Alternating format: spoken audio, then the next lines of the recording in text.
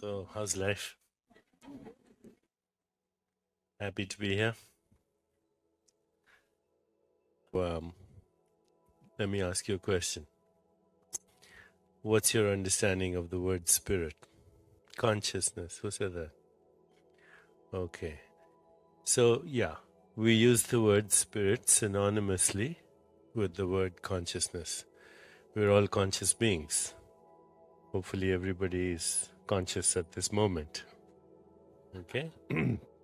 So, consciousness or being alive or what is called sentience is the same thing as spirit. Without consciousness, there's no life. Life and consciousness are synonymous. It is because of consciousness that we have any experience whatsoever. So, if you don't have consciousness, you can't see. If you don't have consciousness, then you can't hear, taste, or smell.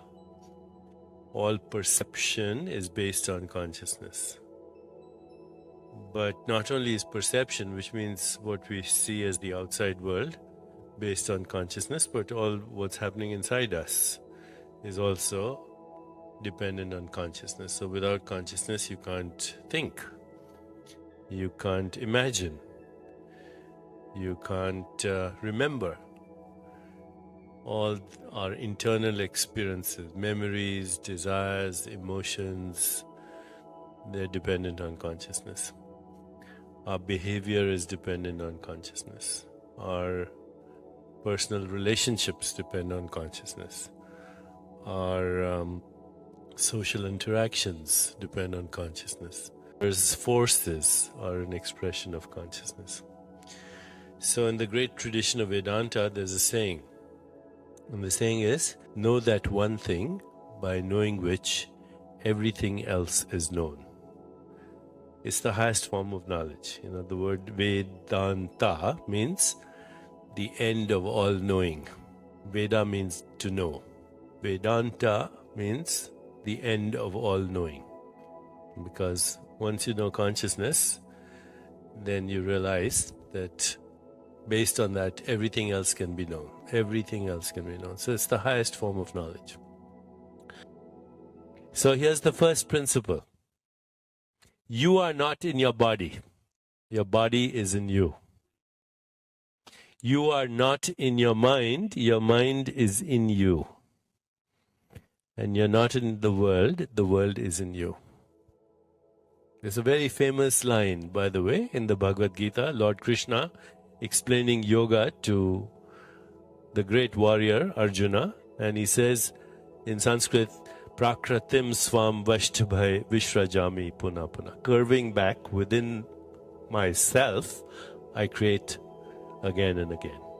I curve back within myself, I create the mind. I curve back within myself, I create the body. I curve back within myself and create the whole universe. So it seems like we've got it upside down because we say, you know, my soul is in my body is in the world. It's the other way around. The world and the body are in your soul. If by soul we mean the core consciousness in which all experience occurs.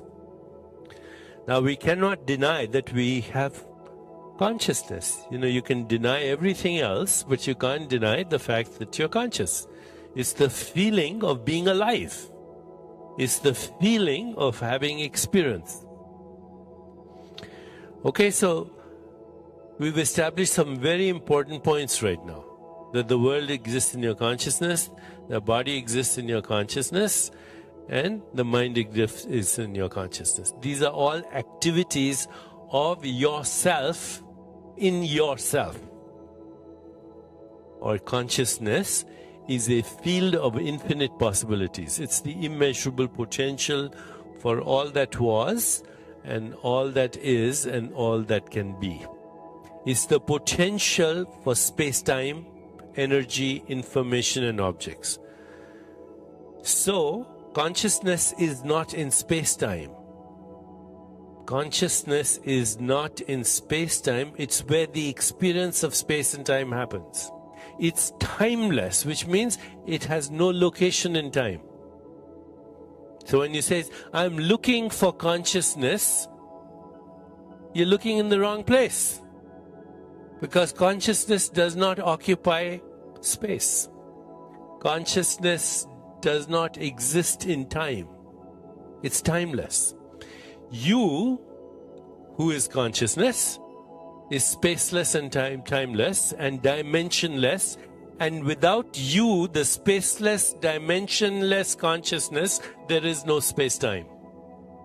There are no objects, there's no energy, there's no information.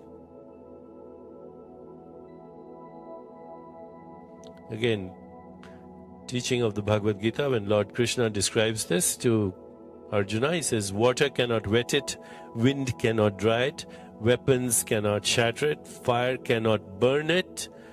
It has no beginning in time, it has no ending in time. And therefore it cannot die, because only that which began ends. But that which never began has no ending. Okay, so the first attribute of consciousness, infinite possibilities. The generator of space-time, energy, information and matter. So that's the first attribute of consciousness. The second is it's a field of non-local correlation. Non-local correlation means everything in the whole universe is correlated with everything else in the whole universe. Instantly. Faster than the speed of time. Everything is entangled with everything. Everything is in harmony with everything. And actually, when you look at biological organisms and activity in nature, things don't happen one at a time. Things all happen all at the same time. A human body, for example, has 100 trillion cells, which is more than all the stars in the Milky Way galaxy. Each cell in your body can do 100,000 activities per second, and every cell instantly correlates its activity with every other cell. How can a human body think thoughts, play a piano, kill germs, remove toxins, and make a baby all at the same time? And while your body can do that, it tracks the movement of stars and planets, because your body is a symphony of the whole universe. The whole universe. That's why we call the universe the universe. One song, one symphony. And your body is a symphony, but so is this, right? So is this. This is everything coming together. Rainbows and sunshine and earth and water and wind and air and the infinite void, and the whole universe's history is contained in this flower. Okay, this is also a symphony of the whole universe. And this and you and the whole universe are instantly correlated, which means it's one harmonic expression of consciousness.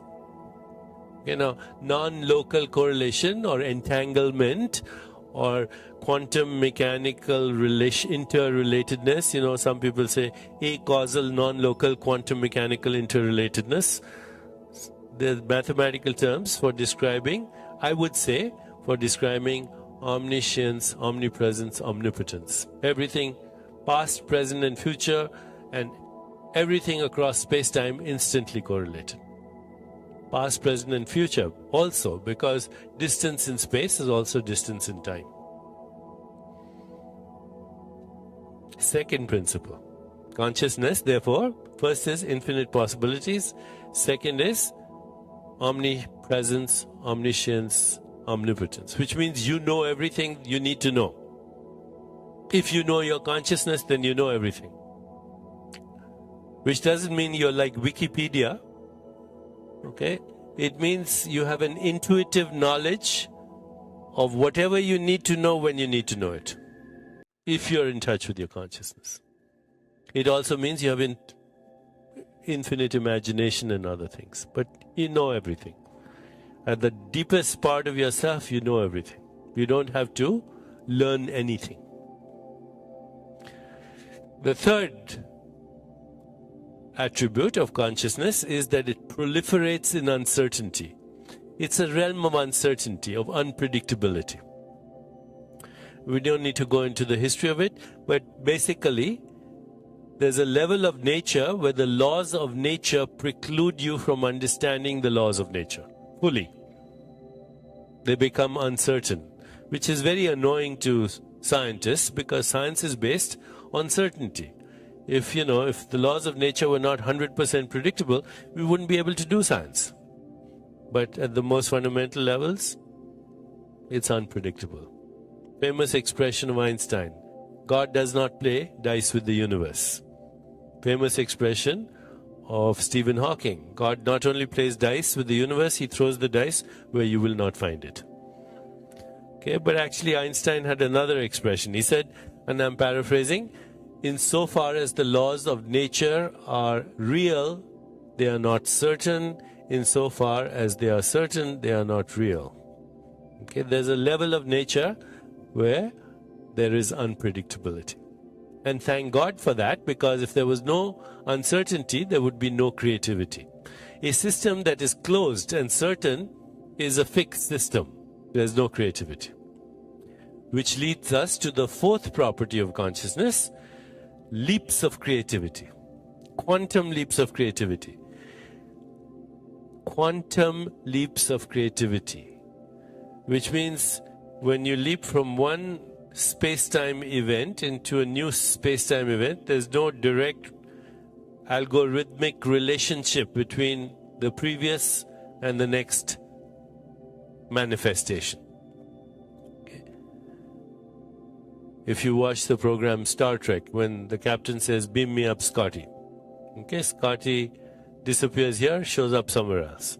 Or when they say, jump into another dimension. Okay, your imagination is like that. You leap in imagination. I say, okay, think of where you are right now, and then think of New York. You don't have to go from here to New York. You take a quantum leap. Or think of your childhood. You took a quantum leap. Or think of when you fell in love. There's no relationship between looking at this flower and saying, think of your teenage years. But you can jump from here to there without going through the space in between, in either space or time. So let's say the fourth expression of consciousness is quantum creativity, which is infinite. Infinite creativity. And finally, the fifth expression of consciousness, which is called observer effect, which was described by a great scientist called John Wheeler and others, who basically said that the physical universe does not exist unless there's a conscious being looking at it. There were no conscious beings looking at the universe, it would remain a vibration. The vibration becomes alive as the universe in your consciousness. It becomes color, taste, smell, all the things that we ascribe to the universe, but which are activities of our consciousness. Okay, so some form of sentience, some form of consciousness is required for manifestation of the vibration into the physical world. It could be anything. It could be a mosquito, or it could be a butterfly, or it could be a honeybee. So a honeybee looks at this flower, it doesn't see the same flower that you and I see, because the honeybee's eye cells do not respond to the wavelengths of light that you and I respond to. But a honeybee can see honey from a distance because it senses in ultraviolet. A snake would experience this as infrared. A bat would experience this as the echo of ultrasound. A chameleon's eyeballs swivel on two different axes. You can't even remotely imagine what this would look like to a chameleon. So what is this? Before you observe it, it is infinite possibilities. In your consciousness, it becomes this.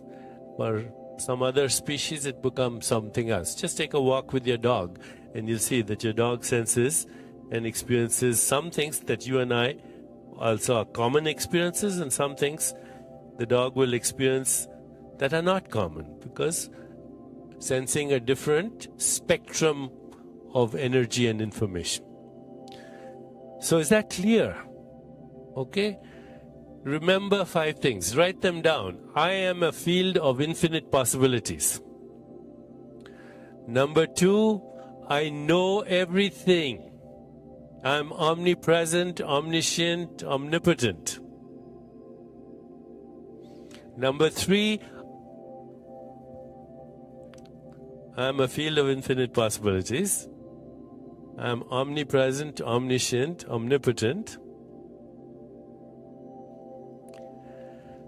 Number 3, I embrace uncertainty. Thank God.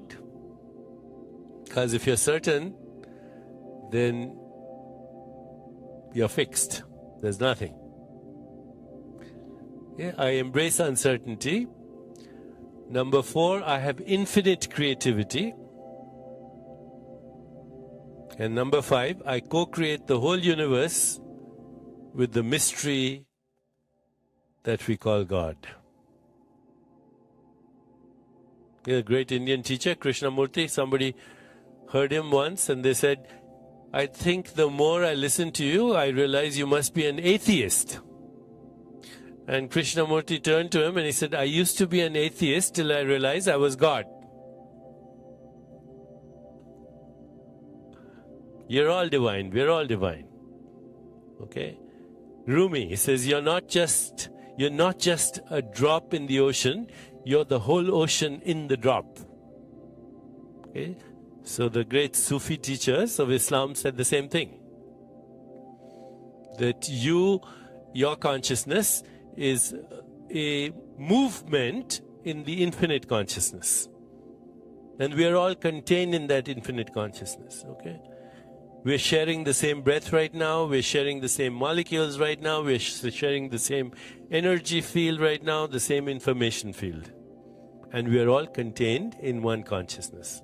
If you really totally get this, then you realize there's nothing other than God. Okay?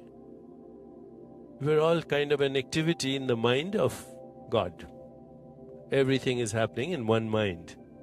We are members of the same body. We are members of the same energy field. We are members of the same information field. We have the same breath that we share, which the Jews call Ruach Adonai, the Muslims call Ruh, the Hindus call Brahman, the Greeks call Kanefma. One spirit. One spirit.